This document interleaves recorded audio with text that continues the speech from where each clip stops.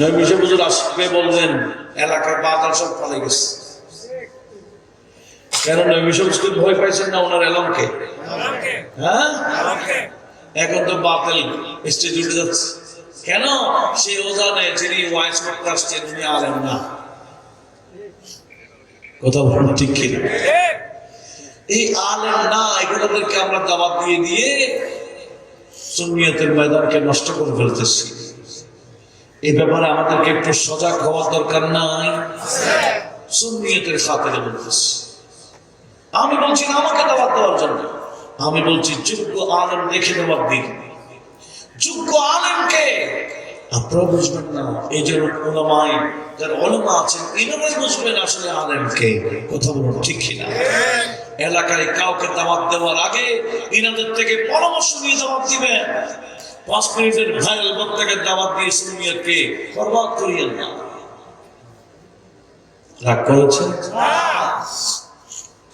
আল্লাহ আমাদের সবাইকে সেদিকে একটু হুঁশ করার তৌফিক দিন। কি বলতে চেয়েছিলাম? তাহলে যে বান্দা বলেছে অপরাধ দরকার আর কিয়ামতের ময়দানে নবীর অবস্থা কি হবে নবী নিজেই জানে না, সে কি আলেম না জাহেল? সে জানে না যে আয়াতটা দলিল দেওয়ার আয়াত নয়। কথা বুঝে গেল? সেজন্য অনেক বড় সতর্ক। আখেরি জামানা ইমান এমন এমন বক্তব্য দিচ্ছে যেগুলো মেনে নিলে ইমান সেদিকে যাবে না। সেজন্য কিয়ামতের অন্যতম আলামত হলো গণহারে কাফের হবে। কি হারে? ইউসবিহু রাজুলু মুমিনা, মানুষ সকাল থেকে ঘুম থেকে উঠবে ঈমান নিয়ে, কিন্তু ইউমসি কাফেরা, বিকাল হতে হতে কাফের হয়ে যাবে। অথবা ইউমসি মুমিনা, বিকালে মুমিন থাকলেও পরের দিন ইউসবিহু কাফেরা, পরের দিন সকালে ঘুম থেকে উঠবে কাফের হয়ে। কেন? হেডফোন দিয়ে ইয়ারফোন দিয়ে ওয়াজ শুনছিল বিশাল বক্তা, সেরকম ইংরেজিও মারে আছে না? মানুষ বক্তা হয়ে গেছে। এই বক্তা বলতেছে বিশ্বনবী লিখতেও জানে না, পড়তেও জানে না। আলিফ বা তা ওয়াহিদ ইসলাম সালাসা 1 2 3 এগুলো নবী বুঝে না।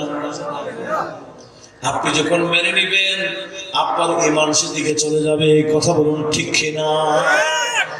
এই বক্তা বলবে নবী মরা, এটা তো কোরআনে আছে, আমিও মেনেছি কোরআনে আছে নবী মরা, আমরা নবীকে মৃত নবী বলবো। এরকম বললে ঈমান সেদিকে চলে যাবে। কথা বলুন ঠিক কিনা? সেজন্য কারবার শুনবেন আগে হোশ করিয়েন উনি আহলে সুন্নাত ওয়াল জামাতের বক্তা কিনা না অসুন্নি বক্তা। অসুন্নি বক্তা হলে অনেক কিলোমিটার দূরে শুধু নিজে থাকতে হবে না, পরিবারকে দূরে রাখতে হবে। সুন্নি কিনা আগে দেখেন। সুন্নি আলেম ওলামাদের ইউটিউবের মধ্যে কিছু আলোচনা থাকলে এগুলা ঘরের মধ্যে সাবস্ক্রাইব করে দেবেন। আমি গুনাহগারের একটা তাকওয়ার ছবি আছে, আগে বেশি ছিল, 1000 উপরে ছিল, অনেকগুলো ছিল, এখন প্রায় 900 কাছাকাছি আলোচনা আছে। সব কোরআন সুন্নাহর আলোকে আলোচনা, কোনো সেখানে কোনো ভতবাজি এগুলো না, সব দলিল ভিত্তিক আলোচনা 900 উপরে আছে। সেগুলো সাবস্ক্রাইব করে দিবেন ঘরের মধ্যে, যাতে এরাও গুলো শুনে ঈমান আকীদা মজবুত থাকে। আল্লাহ সবাইকে কবুল করুক, আমিন বলেন। তো কি বলতে চাচ্ছিলাম, আখিরি জামানা ঈমান রক্ষা করা বড় কঠিন। সেজন্য বলেছিলাম যাত্রার ওয়াজ শোনা যাবে না, সুন্নি হলে ওয়াজ শুনবো। সেজন্য আল্লাহ আমাদের সবাইকে এই আকাইদা আহলে সুন্নাতে মজবুত রেখে থেকে খবর দেওয়ার তৌফিক দিন। আমি বলেছিলাম সুন্নি জামাতের সব আকীদা মেরাজে পাওয়া যায়, ঠিক না? নবীগঞ্জে মরানা জিন্দা, এটা মেরাজে নাই? সমস্ত নবীগণ আমাদের নবীর পিছনে কি ঘুমের মধ্যে আসছিলেন না জিন্দা? কি পড়তে আসছিলেন? মেরাজ বুঝলে কেউ বলবে না নবী কেমনে শুনে মদিনা শরীফ থেকে। অনেকে বলে, বিশেষ করে একটা বই বাংলা আছে, এটা মূল বই উর্দুতে লিখছে নিশ্চয়ই, আল কওলুল ফাসিল ফি বায়ানিল হক ওয়াল বাতিল, লিখছে এক আল্লামা। কে লিখছে? যে আল্লাহ আমাকে এমন মারা মারছি তার তরদা দুঃখী দুঃখী খবর ঢুকেছে, লাঞ্ছিত করে এই বিশাল আল্লাহ আমাকে কোথায় ঢুকেছে। তাও বর্তমানে যেখানে কবরস্থান সেখানে আগে নাকি টয়লেট ছিল। আমি করে নিচ থেকে বলছি না, যারা ওই মাদ্রাসা পড়তো এলাকায়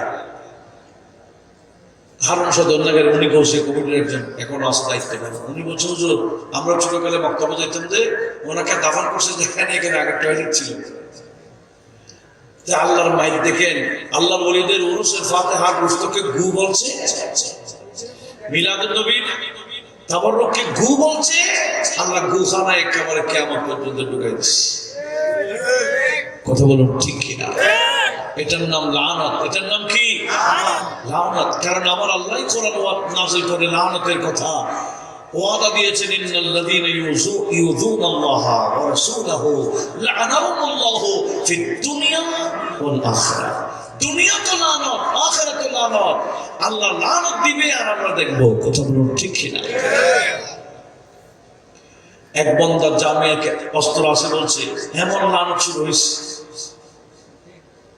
এরপর থেকে লানতি জিন্দগি শুরু। আরে লাঞ্ছনা। কথা বলুন ঠিক কিনা?